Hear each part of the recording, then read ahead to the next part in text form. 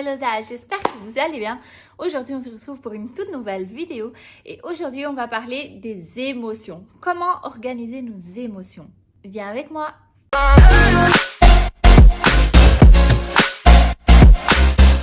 Parfois, on peut se sentir perdu et étouffé par toutes les émotions qui nous entourent et qui nous enveloppent. Et donc là, on aura la sensation que notre vie devient une boule de neige. Beaucoup peuvent penser « Ah, je ne sais plus qui je suis. Ah, je n'y arriverai pas, je suis un incapable. Je n'arrive jamais à accomplir ce que je veux, etc. » Plein de pensées négatives. Et tout ça, c'est parce que sans le vouloir, on a une émotion négative en nous, une mauvaise émotion qu'on ne sait pas gérer et cette émotion prend le dessus dans notre vie et devient une boule de neige. On peut observer que les émotions font partout dans notre vie. Elles font partie de notre quotidien, elles font partie de nous. On a été créé avec des émotions. Et le problème d'aujourd'hui, c'est que nous ne savons pas gérer nos émotions. Soit on peut ranger toutes nos émotions dans un tiroir et faire genre qu'elles n'existent pas. Soit on peut être cette personne qui ne sait pas gérer du tout ses émotions et qui dit tout ce qu'elle ressent à n'importe quel moment, à n'importe quel endroit, avec n'importe qui. Aujourd'hui, je vais essayer de vous aider à gérer les émotions. Certaines personnes peuvent catégoriser les émotions en deux catégories, les émotions mauvaises et les bonnes émotions. Si on pense de cette manière, que va penser notre cerveau? Il va se dire, je ressens cette mauvaise émotion, ou alors je vais exploser pour qu'elle disparaisse vite fait, ou alors je vais faire genre qu'elle n'existe pas. Et quand on ressent une émotion qu'on aime bien, qu'elle est confortable dans notre vie, une émotion joyeuse, etc., qu'est-ce que notre cerveau va ressentir? Il va se dire, je veux ressentir cette émotion à chaque fois parce que maintenant, quelqu'un qui sait gérer ses émotions agit différemment de cette personne qui les catégorise en deux catégories. Les personnes qui savent gérer leurs émotions, elles font trois choses. 1. La personne, elle reconnaît l'émotion. Elle sait identifier la source de son émotion. Elle sait se dire pourquoi je ressens ceci ou cela. Et en faisant cela, on arrive au point 2. La personne, elle catégorise son émotion. Et pour finir, le point 3, elle va extraire le meilleur de cette émotion, qu'elle soit bonne ou qu'elle soit mauvaise. Maintenant, je vais vous expliquer plus profondément ce que c'est ces trois choses. La première, reconnaître l'émotion. Mais qu'est-ce que c'est reconnaître l'émotion? Comment je peux reconnaître l'émotion que je ressens? C'est comprendre et identifier l'émotion, d'où elle vient, quelle est son origine, pourquoi elle est là. Si elle vient d'un lieu de défense, si elle vient d'une personne qui t'opprime, si elle vient d'une personne qui te pressionne, si elle vient d'une personne qui t'admire, etc. Il faut identifier pourquoi tu ressens cette émotion. Par exemple, quelqu'un qui va penser que rien ne va fonctionner, qui pense que tous les hommes ou que toutes les femmes sont pareils, que les bonnes choses arrivent seulement aux autres et pas à lui-même, etc. Ceci est une pensée immature. Une personne qui a une pensée comme ça, elle va gérer des émotions comme l'abandon, le rejet, le manque de confiance en soi. Et donc cette personne, elle a la nécessité de reconnaître quelle est spécifiquement l'émotion qu'elle ressent et alors la catégoriser. Car si elle ne catégorise pas les émotions qu'elle ressent, elle commence à généraliser. Par exemple, une personne qui a commis une erreur, elle peut se dire « Oh, je ne vaux rien, j'ai tout foiré, c'est toute ma faute, c'est que à cause de moi, etc., etc., etc. » Ou alors, à l'inverse, si quelqu'un a été trahi et c'est le genre de personne qui se dit « Oh, ce n'est rien, je vais bien, c'est la personne qui va souffrir et pas moi. » On fait les choses sans importance devenir un truc énorme et les choses difficiles, comme par exemple la trahison, on les minimalise. Donc, pour reconnaître l'émotion qu'on ressent, il est nécessaire de connaître la pensée qui est derrière cette émotion, quelle est son origine et pourquoi elle est là. 2. Catégoriser ses émotions. J'ai réparti en 4 catégories. Première catégorie, les émotions importantes.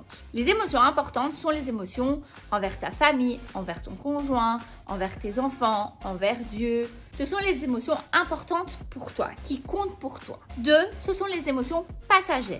Les émotions passagères, ce sont toutes les émotions temporaires qui vont disparaître. Par exemple, je me suis réveillée aujourd'hui et j'étais très fatiguée, donc je sens que la journée, elle va être difficile. Ou alors, par exemple, les femmes, on a nos règles et elles peuvent créer un changement dans nos émotions et être parfois plus en colère que d'habitude, etc. Mais on sait que ces émotions vont disparaître après un certain temps ou à la fin de la journée. 3. Les émotions épuisantes. Les émotions épuisantes, ce sont celles qui prennent toute ton énergie. Par exemple, tu es le matin dans un embouteillage, tu commences à être stressé, tu commences à être en colère envers les autres, etc. C'est une émotion qui ne va t'apporter rien du tout. C'est une émotion qui va t'épuiser et qui va puiser toute ton énergie. Ce sont des émotions qui vont t'épuiser et que tu devrais éliminer de ta vie. Et enfin, en numéro 4, ce sont les émotions externes. Ce sont toutes les émotions que tu n'arrives pas à contrôler. Par exemple, quelqu'un qui est malade ou un proche qui n'a pas une bonne journée et qui vient te raconter son problème, etc. Ce sont des émotions externes qui ne t'appartiennent pas et qui peuvent t'influencer d'une manière ou d'une autre. Donc, comment faire? Là, tu dois te dire, ok, je peux écouter mon ami, je peux l'aider, etc. Mais je ne dois pas m'alimenter de cette émotion. Elle ne m'appartient pas. Maintenant, tu peux te dire, ok, j'ai appris à reconnaître mon émotion et j'ai appris à les catégoriser. Maintenant, comment je peux extraire le meilleur de cette émotion? Prenons l'exemple de l'abandon. Une personne qui ressent l'abandon dû au fait qu'elle n'a pas eu de père ou n'a pas eu de mère ou qui a été abandonnée, elle peut inconsciemment produire cette émotion dans tous les domaines de sa vie. Elle peut se dire qu'elle ne va jamais arriver à rien, qu'elle n'aura pas la force d'accomplir quelque chose, qu'elle n'est pas capable d'avoir des amis, qu'elle ne pourra pas se marier et avoir un mariage heureux, qu'elle ne pourra pas avoir des enfants, etc. Il y a plein de pensées négatives qui peuvent se produire dû au fait de l'abandon. Et donc la première chose à faire, c'est que cette personne doit reconnaître, catégoriser et ensuite, avant d'extraire le meilleur de cette émotion, elle doit être guérie de cette émotion. Et à partir du moment où elle est vraiment guérie de cette émotion, là, elle pourra extraire le meilleur de cette émotion. Dans le cas de l'abandon, la personne, elle peut s'accepter et s'affirmer en Dieu. Elle est alors capable d'extraire le meilleur. Elle est capable de trouver une force qui lui permet de vivre sa vie sans ce poids d'abandon. De plus, en passant par ça, elle a la capacité